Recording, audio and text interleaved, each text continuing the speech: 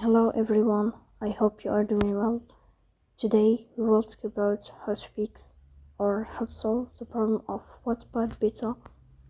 You click on settings. Here we go to apps, default apps, app settings. On above you will search about Wattpad beta and we click here. In this page of app info, you will go to first stop and you will click OK. Here you will enter to the window of storage. Then we click on clear cache.